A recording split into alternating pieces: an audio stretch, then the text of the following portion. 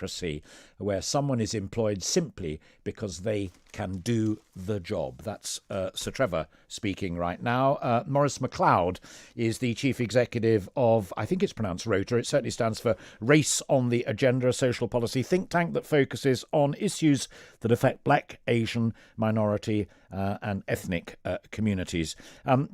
Maurice, have we got sufficiently far down this road that Sir Trevor is right, or in your view, is it still a work in progress? I think both of those things. Hello, Alastair. Hi, how you doing? You all right? I'm well. I think both of those things are true. We have still got a long way to go, but I kind of agree with Trevor that you should hire the best person for the job.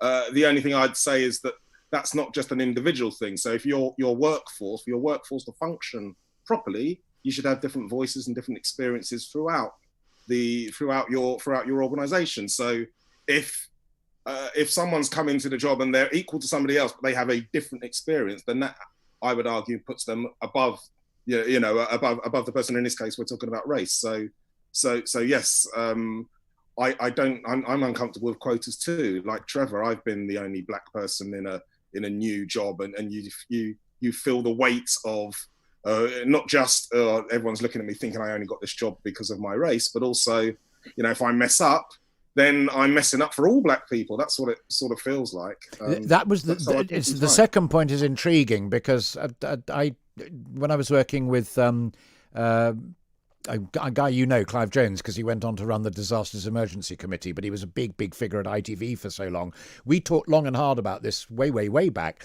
And one of the key points is that if you appoint somebody to a particular job who may or may not be just quite up to it yet, but you're giving them the benefit of the doubt because you think it's a leg up, you don't only run the risk Trevor's talking about, i.e. he or she's only doing it because they're Black or whatever it might be.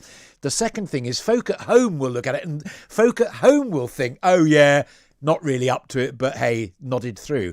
Everybody loses with quotas. I would say, I'd look at it slightly differently. I'd say that there are plenty of people of all different backgrounds who are able to do the job. So it should never be a case of, ooh, that person's not quite good enough, but they're Black or they're gay or they're whatever. Therefore, I'm going to put them through. It should never be that. If that's the case, if those are the only Black people in front of you, then I'd say that something's wrong with your recruitment process. Yeah. You should has that be thought able to find people who are skilled enough. Has that thought ever crossed your mind, though, when you've been either listening to the radio or watching television or seeing some other public agency go along, that he or she's only, there's a risk that he or she is only doing what he or she is doing because of those issues? Has that thought ever crossed your mind? I think it crosses everybody's mind. You look at someone in a job. I'd like to, when we get to the place where there isn't only one, Black person in the room, then maybe that weight won't seem such a shock. It won't be like, oh, they've only got the job because of this or that. We'll assume, as we always have with everybody else, that they've got the job because they're good enough. So yes, I guess I'm human, and so we all have those thoughts, and I'm sure the person who got the job has those thoughts, but we do need to do something to break the hegemony. We need to do something to change these institutions. Sure. When I was at ITV News, there was a system introduced, and it was quite literally a diversity report after each programme, and it would look at the gender balance and the ethnic balance of all the human beings who were involved in that programme: newscaster, reporters, interviewees, people in vox pops, where they go up to people in the street and say, what do you think about X, Y or Z? And it would measure the balance between men and women, people of mixed race, Black, ethnic minority, white, and so on and so forth. And one of the real issues that cropped up time and time again was, if the best person in that particular field, and it might be, this morning we had diabetes and happened to be a man of colour, or it might be comedy and it turned out to be a white man and what have you, you've always got to go for the best guest. You've always got to go for the best interviewee, despite that. It's not just the presenter. Yeah, absolutely. You go for the best interview. I think that those sorts of monitoring things, they feel crass, don't they? They feel like, oh, you're counting colour or you're counting that sort of thing. But to be honest, they often reveal things that can go unnoticed. So it might be that you produce your show and you don't really notice that you never have anyone from up north, or you never have anyone working class, or you never.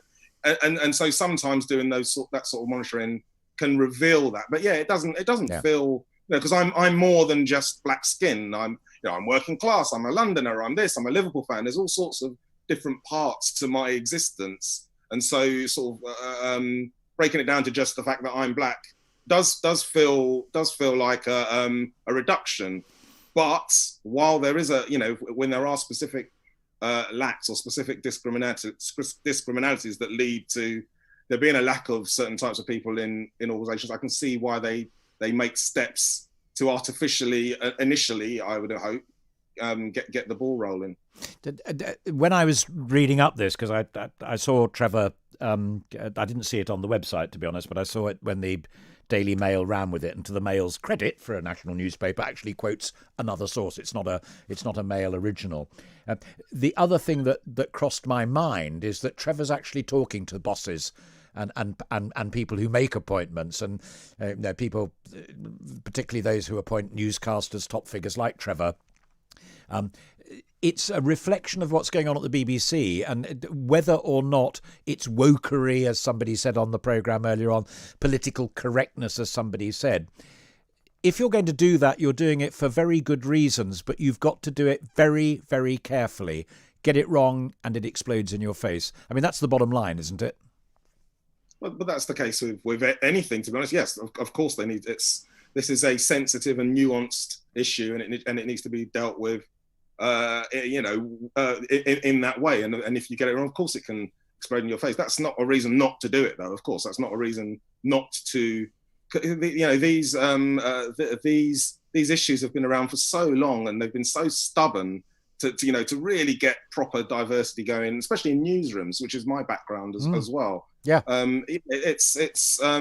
I've been having these conversations for my entire career. And yeah, there are slight improvements. There are, I'm not going to pretend there aren't any, but we're still a long way from, reflecting the society that we serve. So, yes, we can be critical of any idea or any effort, any tool to try and fix that, but we still do need to fix the problem. I agree with you 100%. Final point, and we've only got about a minute left. But when I mentioned earlier on that I was going to be doing this item, I didn't know then that it was you I was going to be talking to, but which is excellent because I'm aware of the work that you do. I got 4 or 5 tweets from people saying, when you finish talking to Maurice about this, can you also get somebody on who can talk about diversity vis-a-vis disabled people, for example? Mm-hmm. And I used to do some work with Scope. And there are 1 or 2 disabled actors and actresses, and there are indeed disability reporters as well. It's an intriguing field of trying to create a media that actually reflects the country that we are, but making sure that those qualitative points that you've expressed and I've sought to express are sustained. I.e., it's not just colour; it's all sorts of things. No, very, very much so. It's diversity. People often think diversity and they think colour. There's so much more to it.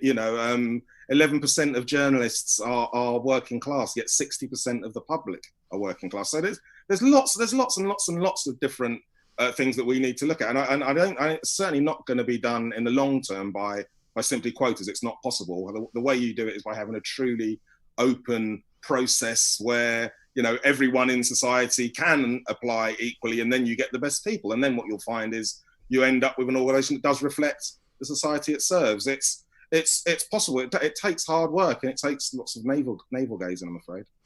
And did, in your view, Tony Hall at the BBC make as much progress as you had wanted, or do you see that? We were talking earlier on about Tim Davie and comedy, slightly tongue-in-cheek, but it's an issue for him. I talked long and hard with all sorts of folk about the political impartiality. Is this still quite a big issue for Tim Davie, the incoming boss of the BBC, or is it pretty well a job done? You mean diversity at the BBC? Yeah, absolutely. I'm afraid it's not job done. I think I agree. There have been massive improvements, and they've been, I've seen the efforts. I've seen the various processes and systems that they've put in place, and they have made huge strides. I don't think we're there yet, and it's one of those sorts of things I don't think you can ever sleep upon, because we still have a propensity to hire people that look and feel like us. We hire people that we feel comfortable with. So there's always a risk that we slip back if we're not aware. But absolutely, I think he's made big strides. Yeah. Good. And as we've said throughout, you, Maurice Mcleod, me, Alastair Stewart, and the great Sir Trevor MacDonald all agree we only appoint the best person for the job. Good to talk to you, Maurice. Thank you very much indeed. Talking of people who are best for the job,